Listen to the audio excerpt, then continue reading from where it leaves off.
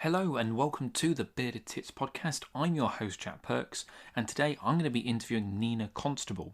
Now, she's a filmmaker who specialises in doing a little bit of everything. That's filming, editing, presenting, researching, and I'm going to be talking to her about what it takes to do absolutely everything and make it successful, as well as some of the projects that she's worked on. But before I do that, we're going to look at the news. Now, there's been a really bad sewage incident around the Olympic Park wildlife haven. Raw sewage was discharged for more than 1,000 hours from a Thames water outflow pipe into the environmental wetland at the Olympic Park last year. The combined sewer outflow at Mulberry Court pumped untreated waste 91 times into the waterway that feeds into the River Lee. Now, The Guardian did a report on this, and it revealed that more than 1.5 million hours untreated sewage was discharged into English rivers last year via such points as this. The data obtained under the Environmental Information Requests gives the most comprehensive picture of the scale of sewage discharge the Environment Agency allows water companies to carry out. And I think it's incredibly sad that the amount of just disgusting water ends up in our rivers, whether it's from roads, whether it's from, in this case, literally raw sewage is entering our rivers. It's quite a saddening thing to see, particularly when you get fish kills from it. Obviously, this degrades the water quality massively. And I think the most saddening thing is that this is all being allowed to happen. It's not really being stopped. This is kind of acceptable in some circles. So I think that's really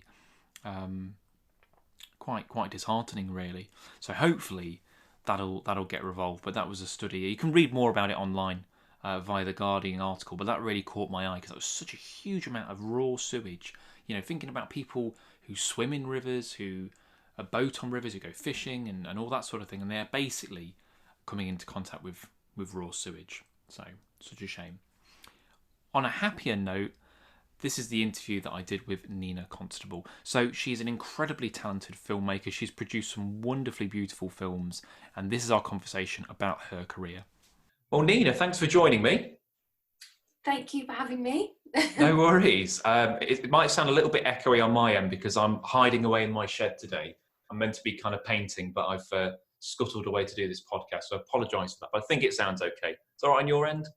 Yeah, no, it sounds great. Okay, all right, lovely. Well, yeah, I'm going to talk about a few things with you, but I think we should start at the beginning. So, where did your filmmaking career start? Because I would say that you're more of a storyteller than a traditional long lens camera op. You're not the kind of person who's going to be in a hide for a month waiting for a squirrel or whatever. You're more the whole story, which is fascinating. So, yeah, where did that start for you? Yeah, that's a really good question because I think it's actually something that I'm not a biologist. I actually did an English degree, and I think that's what has kind of why the storytelling aspect is something that I really love as well as the camera work. But I think it started for me, I was quite late in the game. I've always loved nature and always loved nature documentaries, but it was something that I think, again, as I said, like not being a scientist, I didn't think it was something that was kind of an option for me.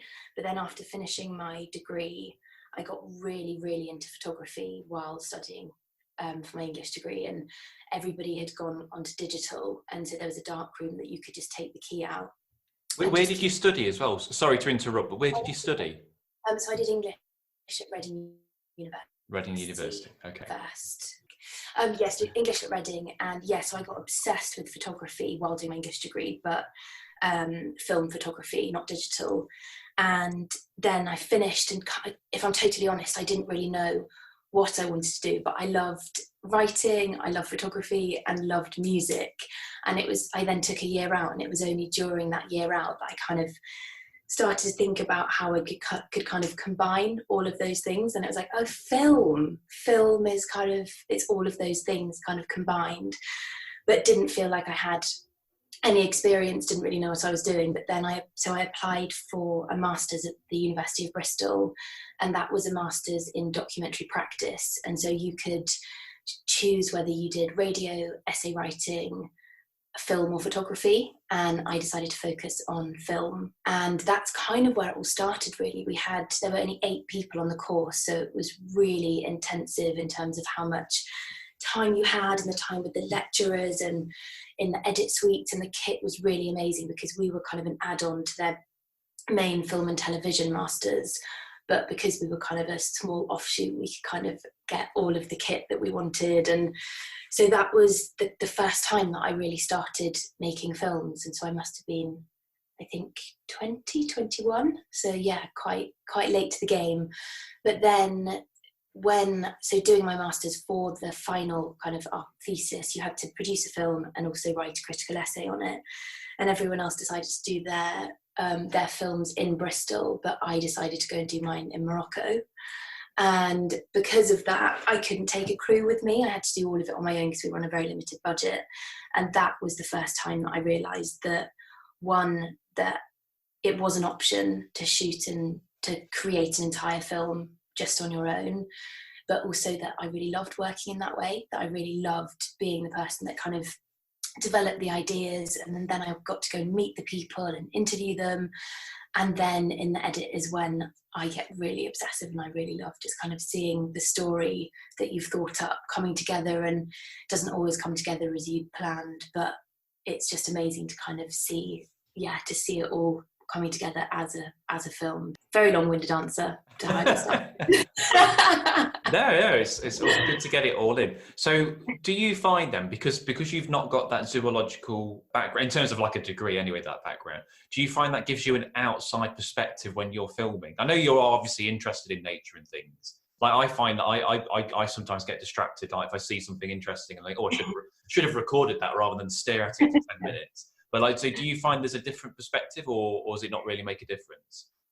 I definitely think there's a different perspective. I think a lot of what I do is communicating scientific ideas to people that aren't necessarily scientists. And I think so therefore, actually not being a scientist or a trained scientist myself, if I understand it, then somebody else that's not a trained scientist will, hopefully, if I've communicated it well. And so I think that it was something that I used to really worry about and thought would hold me back and would mean that the natural history kind of wildlife filming world was something that I wouldn't be an option for me. But I think approaching it in a different way, and also I just love learning. And sorry, I need to turn off. I should have mentioned that at the beginning. Actually, yeah, there's been a few of them where just like has gone halfway through. There's my sister asking me about elderflower cordial. Well, that's very important. If you need to take that, don't worry. But yeah, I think it was something that, at the beginning I thought not being a biologist or a zoologist would kind of, it would be a hindrance. But actually, I think it has been something that has, one, made me, because of that, it's almost like that imposter syndrome, feeling like I don't belong, has meant that I have spent so much time researching, and for every script or film that I'm working on, I spend a huge amount of time talking to people and reading. But also I think it has meant that don't intrinsically just understand something. I don't have that biological understanding. So well, it can be another language, can't it? Some of these guys who are really, they're just saying things and you're just like, what are you on about? It's, it's just, which is fantastic for them. But yeah, it can be a bit tricky for the average Joe to get it. That's so much part of it. I think all industries create their own language that makes them seem inaccessible, and to an outsider you can just be like, that just sounds like gobbledygook. But actually, if you can translate it, you're like, oh, that's what that means. And it's almost like you need a key, and then as soon as you understand what those particular words mean, you realize that they're not these kind of huge concepts that are totally unable to understand. Actually, you can translate them and understand them. And that's what I tried to do. I tried to translate complicated ideas or stories and make them digestible for people to understand and hopefully care.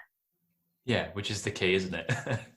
Yeah. So you mentioned that you're pretty much a one-woman band, in that you do all the editing, the filming, presenting sometimes, and all that kind of stuff.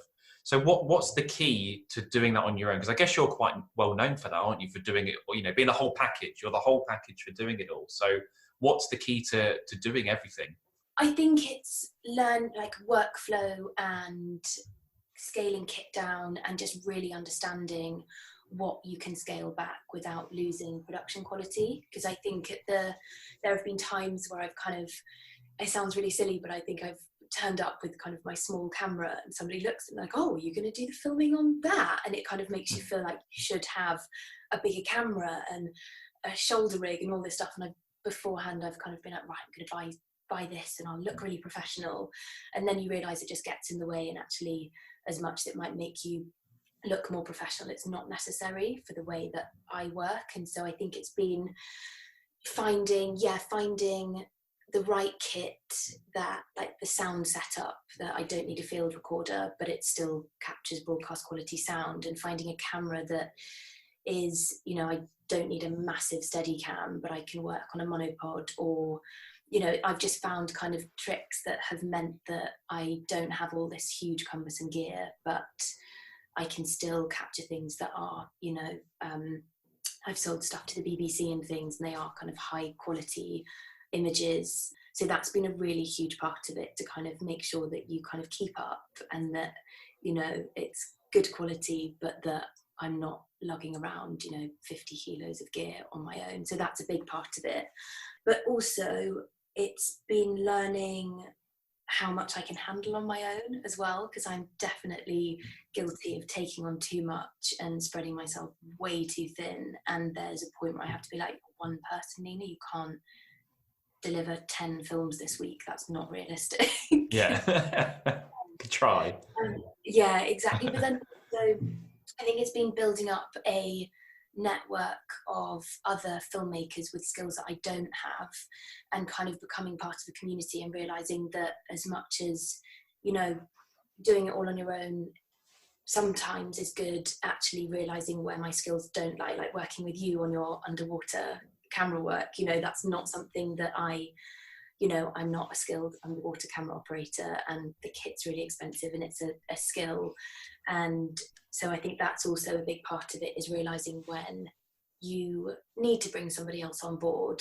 And that's a really amazing thing to do, to kind of be a part of a community and learn from other people as well. You know, it's amazing watching you work and you getting into your kind of your dry suit and floating in the river and getting all this cool footage. So I think that's part of it as well, is also being honest about when, you know, bringing somebody else in will make the output better. Yeah, definitely. I mean, I tend to do that with things like, say, drones. So I don't have a drone license or anything. So I've got friends who do that.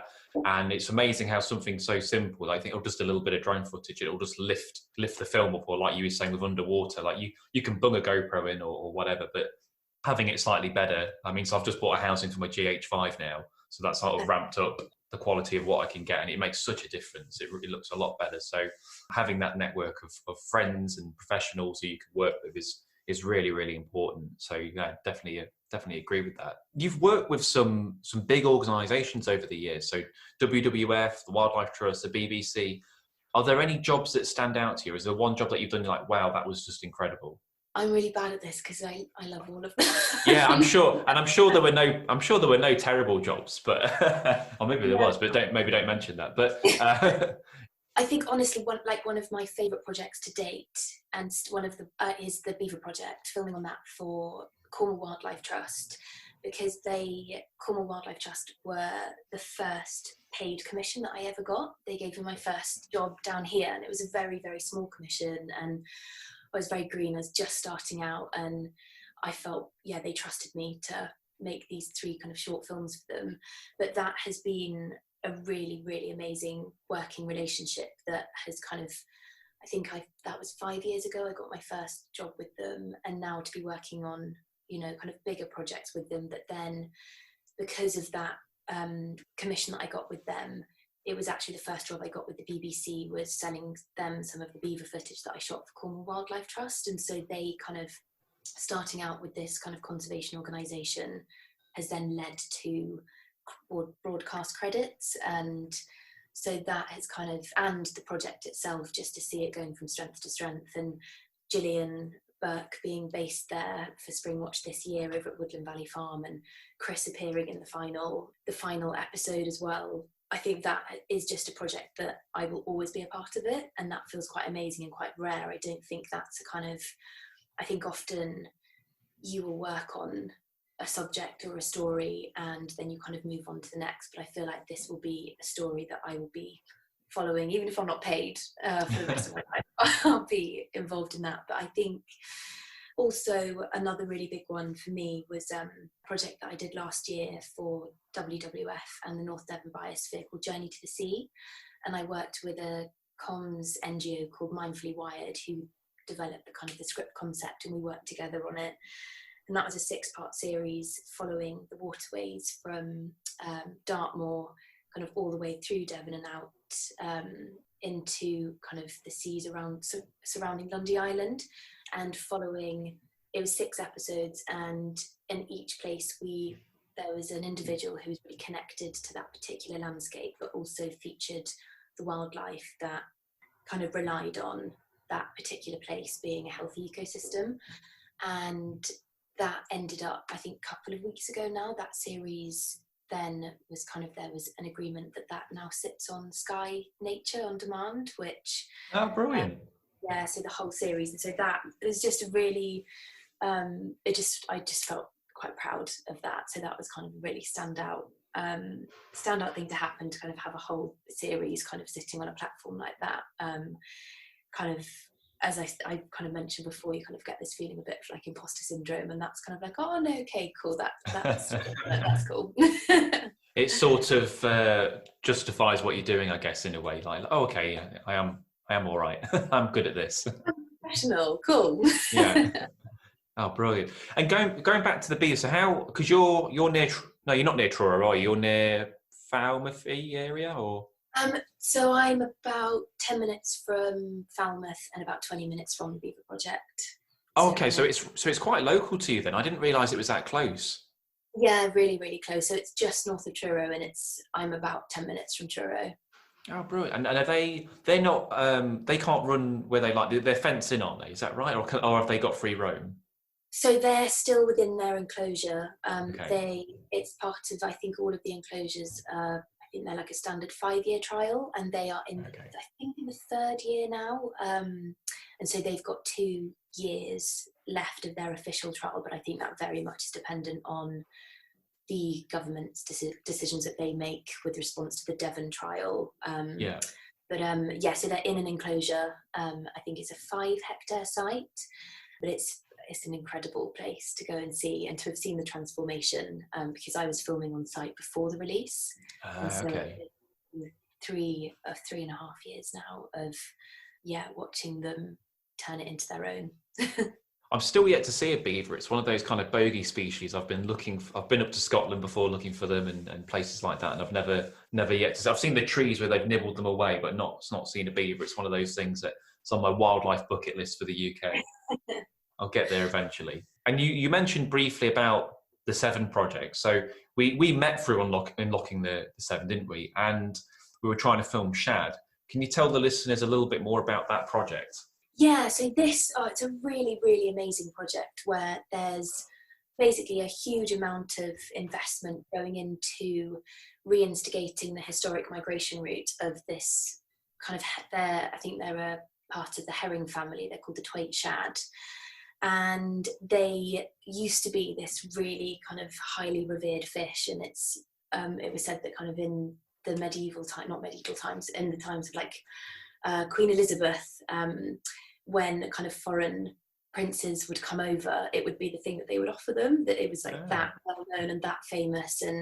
But then as the kind of canalisation happened and weirs were put in, this basically, they are the worst swimmers, I think, of the river. So basically, if there's anything like an obstacle in their way, they just then can't pass the weirs. And so as these kind of transport weirs were put in, it cut off their historic migration route, and they almost dwindled to extinction in our rivers. And I think they thought that they totally disappeared, but then I'm not sure how long ago it was now, but they basically found there was a remnant population somewhere near, I think it was near Tewkesbury. Yeah. I think. So then they realised that this fish was that, yeah, there was this remnant population, and what they were going to try and do was basically reinstigate this historic migration route and open up the upper reaches for this fish. But in doing so, because they're basically the worst swimmers, if they can get to where they need to be, everything else can as well. So it's basically just opening the River Severn and its reaches to revive it, basically, because I think it's not in a very good state. The health of the river isn't good, but it's just amazing that there's this huge investment going into this now. It's millions, isn't it? It's millions and millions they're putting into it. Millions and millions, and the construction, and you just kind of think that all of this is happening for this tiny little silvery fish. And I find it a really, really amazing story of hope and investment, and the fact that there is this huge human effort going into kind of trying to, restore the population of this fish, and in doing so create a much healthier river system for kind of everything else that relies on it. So it's kind of, it's this kind of, that's the species, it's the focus, but so much more will benefit from it. So few people have probably ever heard of a twait shad. They're like, what? It's such an unknown fish. So it's great that it is getting all this attention. And the bit that caught my eye was, I think, is it Diglas where they're doing a fish pass or something, and they're going to put a window in or something like that, so you can see the fish actually passing, which I know it's quite common in Europe. A lot of European rivers have it, but in the UK, I think there might be one in Pitlochry, and that's it. So there are very few. But what a way to engage the public. You can imagine people taking their kids and watching the shad or salmon or whatever swim by. I think it's the whole thing. It's not just that. The whole thing is a fantastic project. Yeah. Well, that's a huge part of it, engaging the local community, and it not being something that's kind of, kind of construction company coming in and just saying, we're going to be doing this here and, kind of lump it or like it. It's very much a kind of a project where the community are really engaged, and they do a lot of the fish counting on the it's called a resistivity counter, and you can see the fish swimming past, and a lot of the local community come down and they're there tallying the fish as they see them kind of swimming past. But that's part of it, is this viewing gallery is so that the local community can come down and really engage in it and see what's beneath the surface. And when the shad are running in the spring, it's going to be an amazing thing to see, seeing how many of them are going to be swimming past. And I think that's a really integral part of the entire Unlocking the Severn project, is this kind of community element and them taking pride in their local wildlife and environment. Yeah, no, it gets quite addictive. I've done it before, sit there watching the shad and your head starts turning and you're like, was that 4? Was that 5? And then you shut your eyes and you just see shad going by. It's quite inducing. Well, I'm going to end on this last question anyway, which was, lockdown has been difficult for many freelancers, and there's also been a sort of upside to it, a surge in creativity.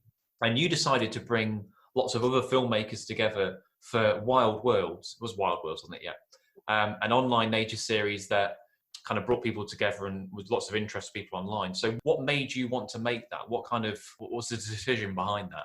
I think the decision behind that was seeing lots of different freelancers posts on social media, kind of this sense of anxiety, and lots of them kind of saying, work has been cancelled and this has been cancelled, but also like wanting a creative output. And I myself as well, the first week of lockdown, I was meant to be starting filming on a couple of projects like in the following weeks, and all of that was just kind of, there was a week where every single day I got a phone call and it was kind of, this has been put on hold or this has been cancelled. And I kind of started to feel a bit like, oh my gosh, like I want to be creating things, and there's, so living where we do, we're surrounded by fields, and I've got a lot of wildlife, and I put camera traps up and we're seeing foxes and deer, and then seeing these posts, I was like, you know what, we can still share spring together, because we'd also had a pretty horrific winter. It was so wet, and then suddenly we had this incredible spring with all of this amazing weather, and it just seemed like everything had just kind of gone a bit mad in the natural world. But then we were suddenly not allowed to share that together, and so I think that was a part of it, was just being like, we can share this. There is a way by using technology, and lots of us are self-shooting filmmakers, so we can film what's on on our doorsteps. But it was just an idea that I wasn't really sure how people would respond. And some people, I was like, not everybody might have had their work cancelled. And so I just kind of started getting in touch with a few people just to see what they thought.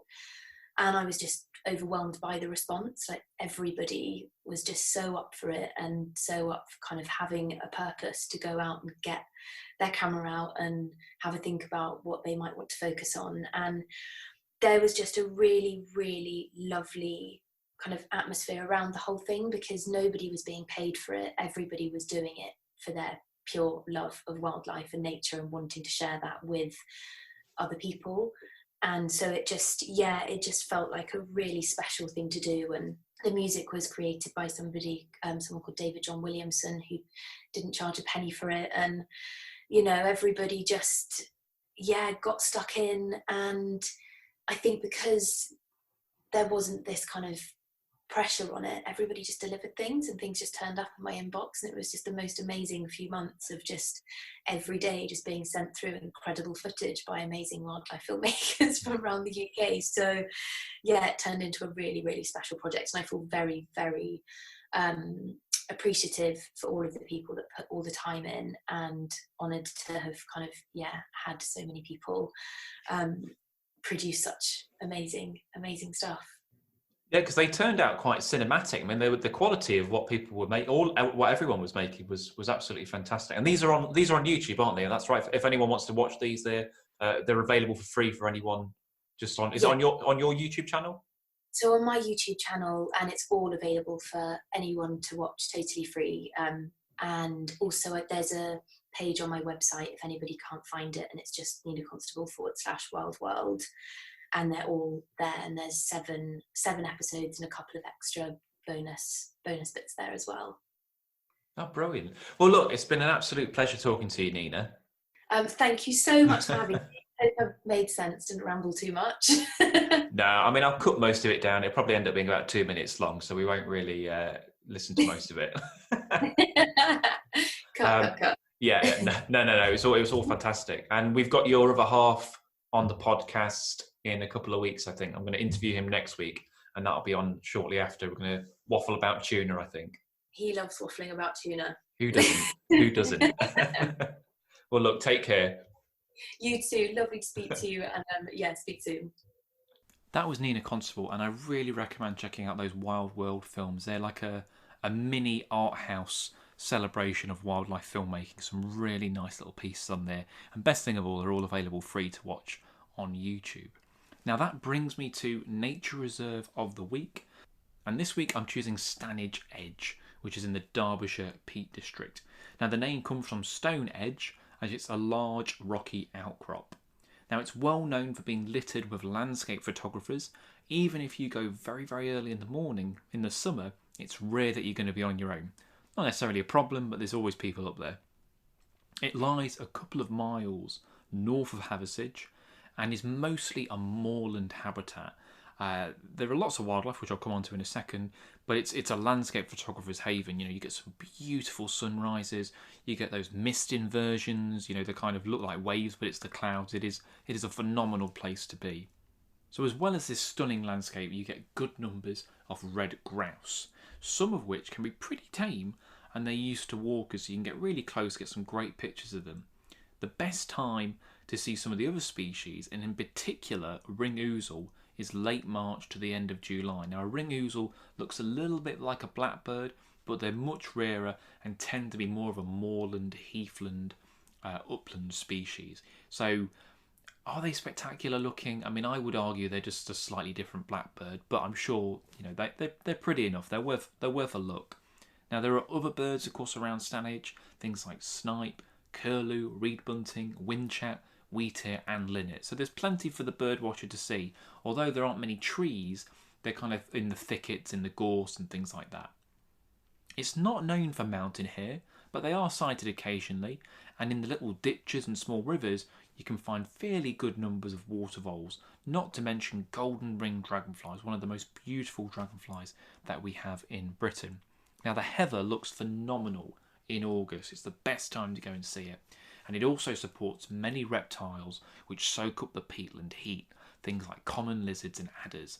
And if you're very, very lucky, you might even see an emperor moth. It's a species I'm yet to see, but they're one of our largest moths and they are absolutely exquisitely marked. Now, there are a couple of car parks there, but no real facilities. On busy days, there might be an ice cream van or a coffee van, but you can't rely on that. So it's recommended you take plenty of water or a flask if it's in the colder months, a bit of a picnic with you. As mentioned, Haversige is only a couple of miles away, with all the amenities you need, toilets, and there are pubs close by as well for things like that. In terms of walking, it can be a bit tricky in places. So I would say you need to be relatively fit, and I don't think it would be suitable if you're in a wheelchair or you can't walk very well. But if you can get around there, it is a phenomenal place. And again, you don't have to pay, you just kind of rock up and walk around. So it's a great place to visit. That's Stanage Edge in the Derbyshire Peak District. Anyway, I hope you've enjoyed today's podcast. As always, check out some of the highlights on the Wildlife Exposed YouTube channel and also our Twitter account @TipBearded. And I'm also keen to hear from you guys. Do you like the news at the beginning and the nature reserve of the week? Do you want me to keep doing that?